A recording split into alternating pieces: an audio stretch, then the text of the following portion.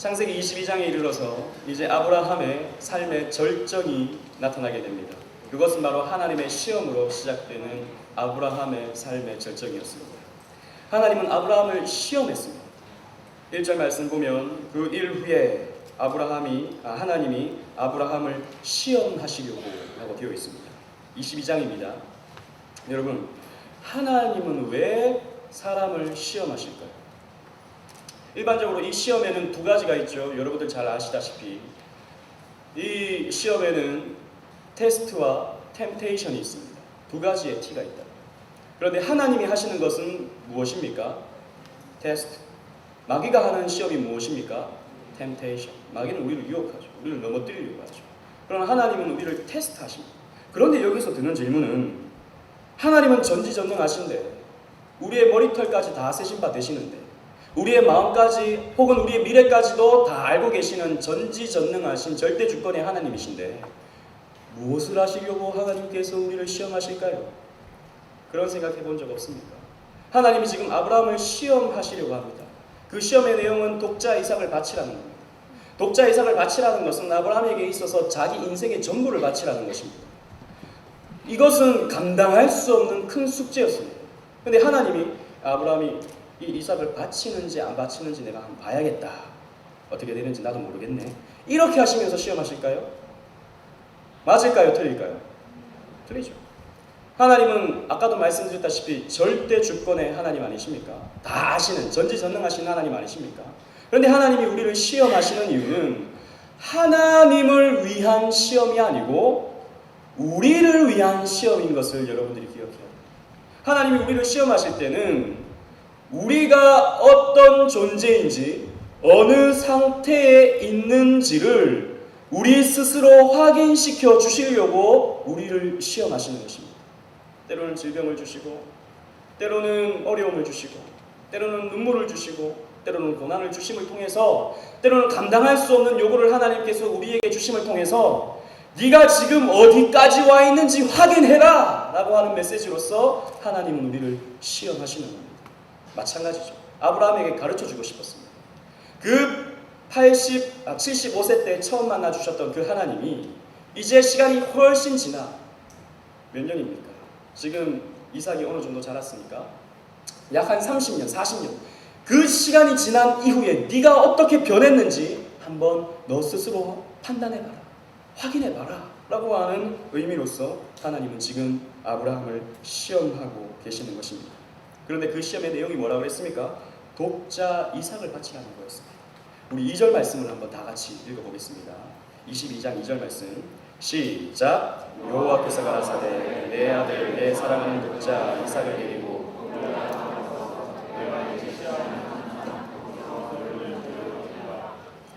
내 아들 내 사랑하는 독자 하나밖에 없는 아들 사라의 몸에서 태어난 이 아들 이삭을 모리아 땅으로 데리고 가서 거기 지시한 한 산 거기서 번제로 드리라. 번제는 제물을 죽여서 그걸 하나님께 태워서 바치는 제사입니다. 죽이라는 거죠. 여러분, 아들은 자식은 부모에게 있어서 분신 같은 존재입니다. 여러분들의 부모님에게 있어서 여러분들은 또 다른 자, 나의 분신. 그래서 여러분들의 성공이 부모님의 성공이 됩니다. 여러분들의 기쁨이 부모님에게 기쁨이 됩니다. 여러분들의 고통이 부모님에게 고통이 됩니다. 여러분들의 질병이 부모님에게 질병이 됩니다. 똑같은 거예요. 나예요, 나. 또 다른 나예요. 그러니까 여러분들 보고 공부해라, 공부해라, 잘 되라, 잘 되라 하는 거예요. 왜? 그것이 곧 자기의 성공이기 때문이죠. 그것이 자기가 바라는 삶이기 때문이죠. 여러분들 원하는 삶보다는 사실 부모님이 원하는 삶을 여러분들에게 강요할 수밖에 없는 것이죠. 왜? 자기니까 자기. 또 다른 자기니까. 그런데 지금 이 독자 이삭을 하나님께 번제로 바치라고 하는 것은 아브라함 너 자신을 바치라 라고 하는 내용이다. 아브라함 자기의 늙어있는 자기의 육신을 바치는 것보다 더 큰 자아는 바로 이삭이라는 존재였던 것이죠. 그러니 너의 최고의 것, 아니 너의 인생 전부, 너의 모든 것, 그거 나에게 바쳐라 라고 하는 하나님의 요구이다 라는 것이죠. 신명기 6장 5절 말씀에 하나님은 우리가 어떻게 하나님을 사랑해야 하는지에 대해서 말씀을 해주셨습니다. 여러분들 잘 아는 말씀인데 제가 읽어드리겠습니다. 너는 마음을 다하, 성품을 다하, 힘을 다하여 내 하나님 여호와를 사랑하라고 말씀해 주셨습니다. 우리의 인생 전부를 바쳐서 하나님을 사랑해야 하는 것이 하나님의 백성으로서의 의무인 것입니다. 그냥 세상도 사랑하고 하나님도 사랑하고가 아니고, 나 자신을 사랑하고 하나님도 사랑하고가 아니고, 수많은 사랑하는 것들 중 하나인 하나님이 아니고, 우리 인생의 최고의 가치와 사랑을 하나님께 드려야 하는 것이 바로 우리 신앙생활이다라는 것이죠. 그런데 문제는 이게 쉽지 않다라는 것입니다. 그러나 아브라함에게 있어서 지금 이 장면은 그걸 너 스스로 확인해봐라. 너는 지금 너의 전부, 너의 그 전부를 드릴 수 있는지 아닌지 너 스스로 한번 확인해봐라 라고 하나님이 이 시험을 주고 계신 것이죠.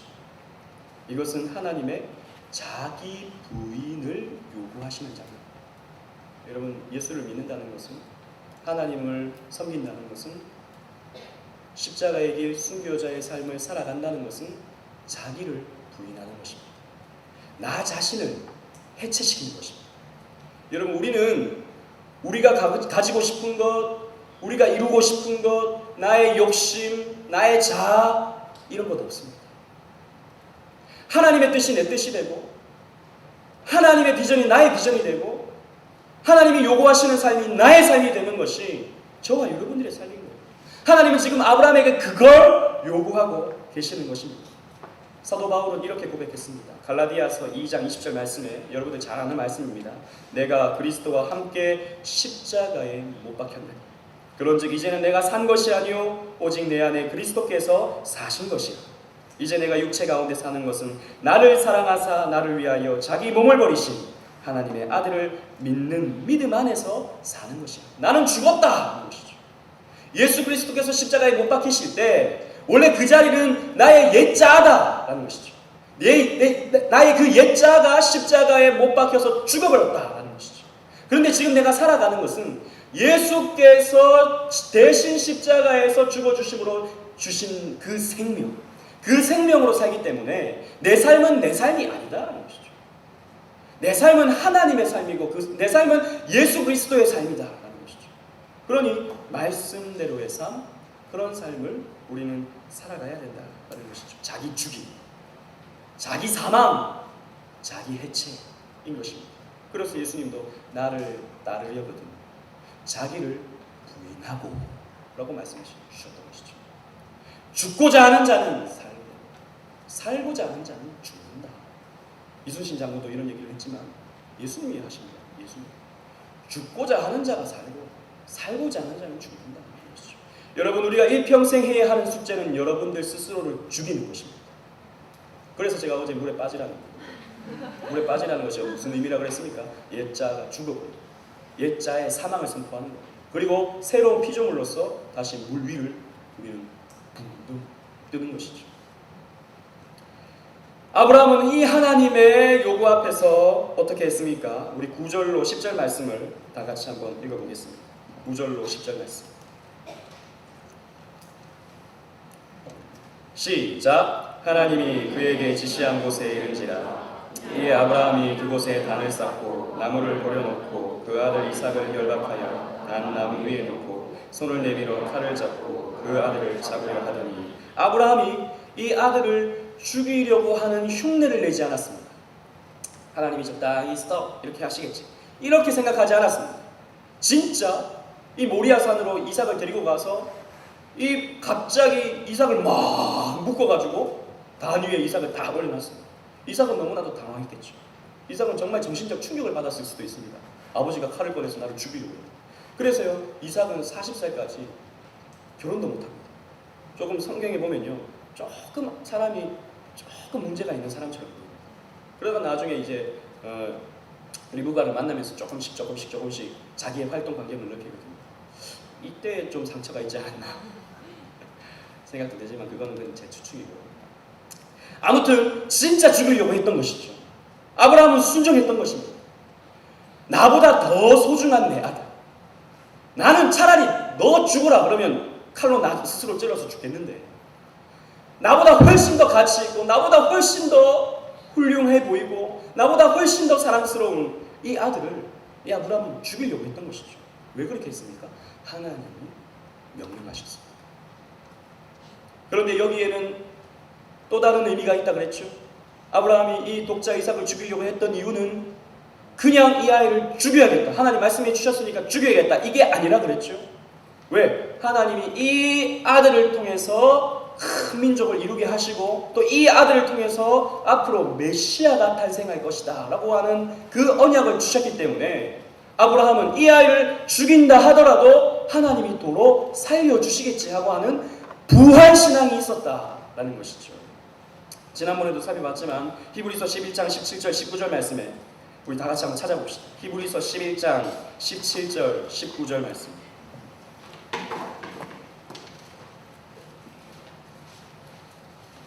이제 다 끝나갑니다.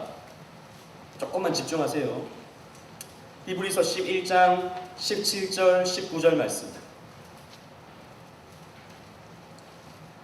다 같이 한번 읽어보겠습니다. 시작. 아브라함은 시험을 받을 때 믿음으로 이삭을 드렸으니 저는 약속을 받은 자로되 그 독생자를 드렸느니라. 저가 이미 말씀하시기를 내 자손이라 칭할 자는 이삭으로 말미암으리라 하셨으니 저가 하나님이 능히 죽은 자 가운데서 다시 살리실 줄로 생각한지라. 비유컨대 죽은 자 가운데서 보로 받은 것이니라. 아멘.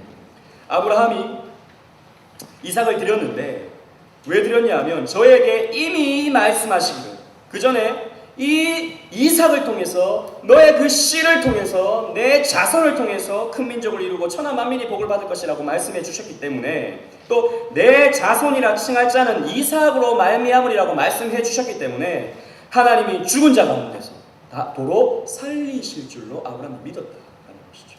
그러니 아브라함은 어떤 믿음이 있었습니까? 하나님의 언약에 대한 믿음이 있었던 것이죠. 그리고 하나님의 요구에 대한 순종의 믿음이 있었던 것이죠. 그 순종은 바로 헌신. 이삭을 드린다는 것은 나 자신의 최고의 것을 드린다는 것이죠. 나 자신의 전부를 드린다는 것이죠. 나를 드리는 겁니다. 헌신. 이것은 아브라함의 신앙의 정점이었다라는 것이죠.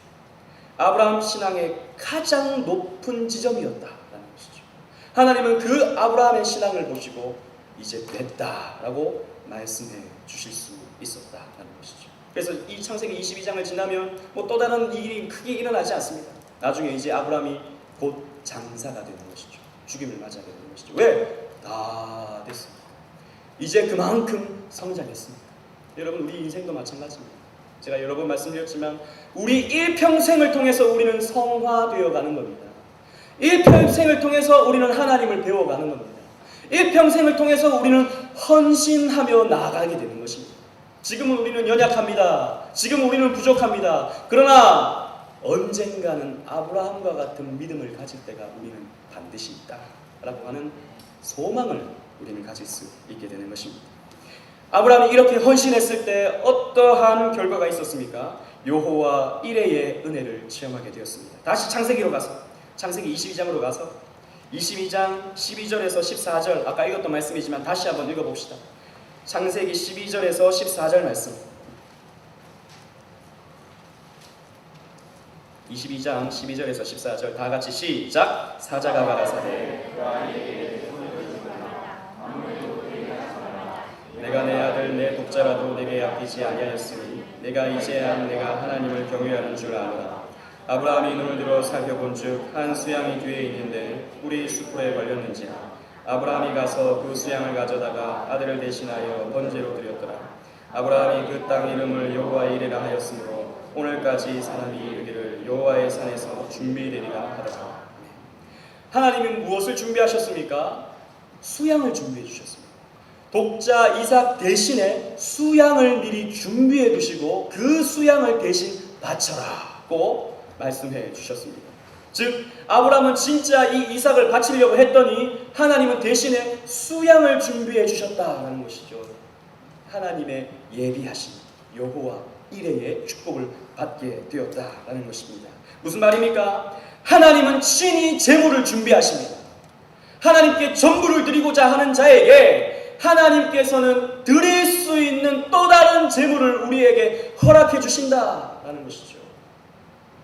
제가 여러 번 말씀드렸지만 먼저 그의 나라와 그의 의를 구하는 자에게, 하나님께 전부를 바치는 자에게, 십자가의 길과 순교자의 삶을 사는 자들에게는 하나님께서는 그의 삶을 책임져 주시고 보장해 주시고 필요한 물질도 주시고 필요한 건강도 주시고 이 모양 저 모양으로 하나님께서 인도해 주셔서 결국에는 저주받은 삶이 아닌 정말이지 복된 삶으로, 그것이 세상에서 말하는 부요함이 아니더라도, 그것이 세상에서 말하는 건강함이 아니더라도 우리가 느낄 수 있는 최고의 기쁨과 최고의 감사와 최고의 영광 가운데 살아갈 수 있는 복을 하나님께서 우리에게 공급해 주신다. 우리가 드릴 수 있는 감사의 제물을 하나님께서 우리에게 주신다라는 것입니다. 그런 은혜를 우리가 체험해야 된다라는 것이죠. 제임스 패커는 이렇게 말했습니다. 헌신은, dedication은 overworking이 아니라 overflowing이다. 무슨 말인지 아시겠습니까? 보통 사람들은 헌신을 overworking이라고 생각합니다. 일 많이 하는 거, 하루 종일 교회에 있는 거, 이 일 저 일 하면서 지치는 거, 그거라고 생각합니다. 아닙니다. 헌신은 overworking이 아니라 overflowing, 하나님께서 넘치도록 채워주시는 것이 헌신이다라는 것이죠. 우리가 주의 일을 위해서, 주의 영광을 위해서, 주의 몸된 교회를 위해서 헌신하면서 나아갈 때 하나님께서는 그 영광을 우리에게 overflowing, 충만하도록, 흘러넘치도록 채워주시는 것입니다. 우리가 그 은혜를 체험해야 됩니다. 19세기 아프리카 선교사 데이빗 리빙스톤은 1857년 12월 4일 캠브리지 학생들에게 이렇게 연설을 했습니다. 나로서는, 들어보십시오. 나로서는 하나님이 그런 직분에 나를 임명하신 것을 즐거워하지 않은 적이 없습니다. 아프리카 선교사로 가서 그 흑인들과, 그 아무것도 실온하게 넘치지 않은 그 문명이 없는 사람들과 함께 살면서 그는 이렇게 말했던 것입니다. 나는 한 번도 즐거워하지 않은 적이 없습니다. 사람들은 내가 아프리카에서 나의 삶에서 아주 많은 시간을 쏟으며 보인 희생에 대해서 말합니다. 그런데 또 아닙니다. 나는 결코 희생하지 않았습니다. 그의 삶은 누가 봐도 희생하는 삶이었습니다. 누가 봐도 하나님께 헌신된 오버워킹하는 삶이었습니다. 그러나 그의 삶은 오버플로잉하는 삶이었습니다. 하나님께서 충만하게 부어주셔서 그가 지금 겪고 있는 질병이나 고난이나 위험은 그저 하나님께서 오버플로잉하기 위해서 주시는 그냥 과정일 뿐이었다라고 고백했던 것이죠. 나는 희생한 것이 아니라 나는 특권을 누렸다라고 이 리빙스턴은 말하고 있는 것입니다. 여러분, 이것입니다. 이것이 헌신입니다. 아브라함은 그 이삭을 드리려고 했을 때, 진심으로 드리려고 했을 때 하나님께서는 그에게 오버플로잉, 또 다른 수양을 준비해 주셔서 감사와 찬양과 존귀와 영광을 올려드릴 수 있는 그 기쁨을 아브라함에게 허락해 주셨다라는 것입니다. 여러분들의 삶에는 두 가지의 길이 있습니다. 헌신하든지 아니면 불신자의 길을 가든지. 중간은 없습니다. 여러분. 적당히 헌신하고 헌신하는 척하고 이거 없습니다. 여러분. 헌신을 하든지 아니면 세상 따라가든지. 헌신하는 것 같기도 하고 세상도 따라가는 것 같기도 하고, 그런 사람은 세상 따라가는 사람입니다. 헌신하는 사람은 아닙니다.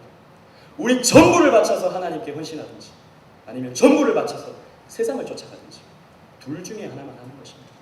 세계 모래 상수리나무 아래에서 여러분들은 결단을 해야 됩니다. 하나님께 단을 쌓는 모습을 보여야 된다는 것이죠.